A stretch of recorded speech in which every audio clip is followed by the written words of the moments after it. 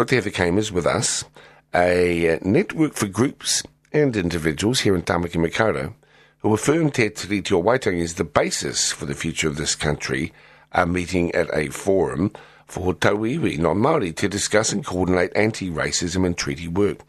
Tangata whenua also attended meetings to raise issues and plan for events going forward.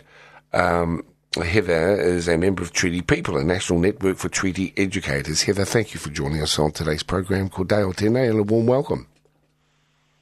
Kia ora. Kia ora.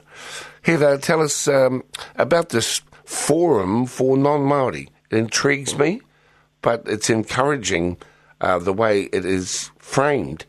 What's behind pulling these people together to talk Te Tiriti issues? Can you background this for us, please, Heather? The hui was called by Tamaki Treaty Workers, which is a long-standing group based in Tamaki that's been working towards getting tauiwi to honour and uphold Te Tiriti and hold the Crown to account. And so with the spectacular coalition agreement, with its multiplicity of areas where it's going to potentially breach Te Tiriti and set back racial justice decades, we kind of did a rough analysis and worked out some of the areas that are going to need tautoko and awhi, and we called our crew together to see who can help with what and trying to get a bit organised.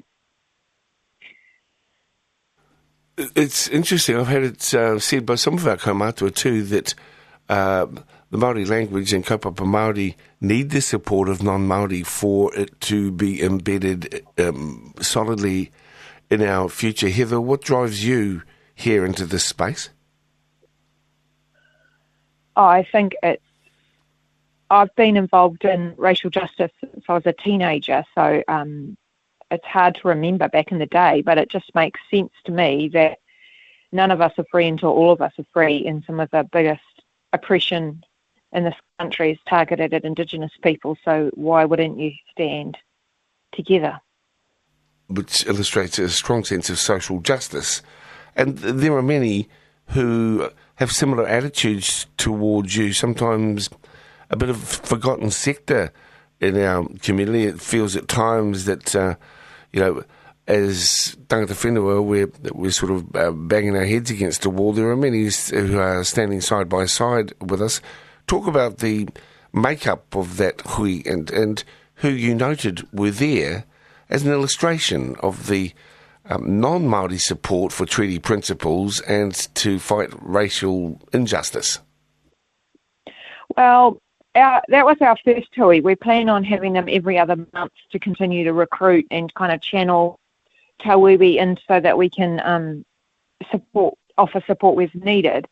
So it was a lot of the old crew. So there's people that have been doing the work since the 1970s, 1980s. So there was a lot of familiar faces from groups that historically were affiliated to Project Waitangi.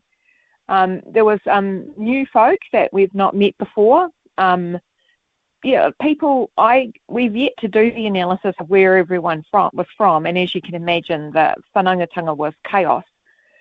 Lots happening in a short amount of time, but there was people from the justice sector, there was teachers, there was health workers, there was young activists, there was, seniors. It was a whole cross-section of tauiwi. Some of the Asians supporting Tino Rangatiratanga crew were there, some of the people that work with new migrants. In my group, we had I was in the group about the status of Te Tiriti, and we had this. We're developing some simple statements to help people understand what's going on for Pākehā, and there was a woman who's going to be translating those into Arabic. So that was a fabulous moment, as you can imagine, as we're plotting and scheming. You're comfortable describing yourself as tangata Te Tiriti or tangata Tiriti. And I'm sure you've got many colleagues who perhaps are a bit bewildered by your stance. I noticed that you're an anti-racism trainer of long-standing to Heather, what are some of the dynamics you deal with? There's a lot of ignorance towards how easy it would be to implement aspects of the treaty into wider New Zealand society and into our future.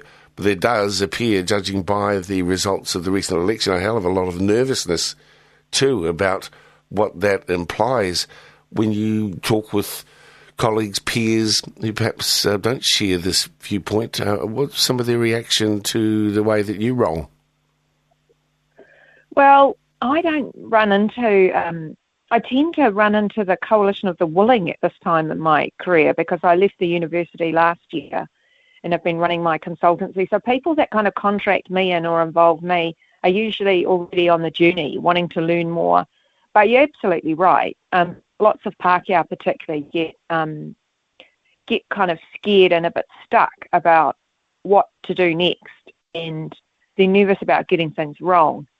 But we try and encourage them to have a go, reflect and have another go, and try and kind of learn as you go, and that reflective practice is your superpower. And obviously you stay in dialogue and in relationship with Māori. And yeah, and so we're seeing lots of people in workshop, because I'm probably in front of more than 100 people every week, and people are committing to taking action. Some of them are off to learn te reo, some of them are off to have courageous conversations in their workplace, some of them I've been doing a lot of training around critical te tiriti analysis, which is a tool we developed to assess whether something's te tiriti compliant. So people have been using that tool and throwing out policy and writing new policy. So there's a bit of a groundswell, and I appreciate that it's kind of parallel universes, so that not your audience probably don't know some of the stuff that's going on. But there are folk, having a crack at it and trying to be useful. But some of the crew are still working out what useful is. And obviously, yeah. Sorry to interrupt. What are you making of what appears to be a dial back on Māori initiatives, which is incredibly frustrating, resulting in our people hitting the streets and perhaps anticipating more activity of that type in the years ahead with this coalition government? But what's your attitude to what you're witnessing and the squeeze on Māori kaupapa in the first 2 weeks of this new coalition arrangement? Well, when I did read the coalition agreements, because I'd managed to kind of cushion myself somewhat because I was focusing elsewhere. I mean, I think that's an appalling attack on Māori and on racial justice in those coalition agreements and the 100-day plan. And so I'm trying not to surrender to my emotions about that and trying to focus on keeping a clear, level head and taking action and getting organised and being strategic. Because I think if I surrendered to the emotion of that, it would be paralysing. And I think the challenge for Pākehā and Tauiwi is to just stay in dialogue, listen and respond. And we went to me and my partner went to two of the demonstrations in Wellington earlier in the week. We went to the Fair Pay Agreement one and the smoke-free one. And at one of them, I met an 88-year-old Pākehā woman who'd never been to a protest before in her life. It was her first protest, and she was there with her son, and she had her chair, and she was all wrapped up warm, and she goes, I'm going to be at all of them. And so I think there's some people that have never been politically active, that coalition agreement has inspired them to hit the streets. So I think as we get more organised, there'll be more and more Tauiwi and Pākehā able to respond and turn up and write submissions and, cook, make banners, all of the things that are needed to be some of the backroom crew.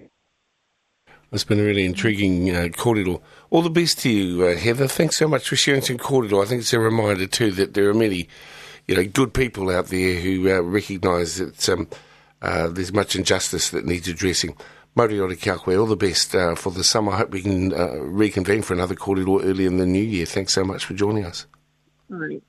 Kia ora. Tēnā koe, Heather. Heather is a founding member, co-chair of STIR, Stop Institutional Racism, and affiliated to Tamaki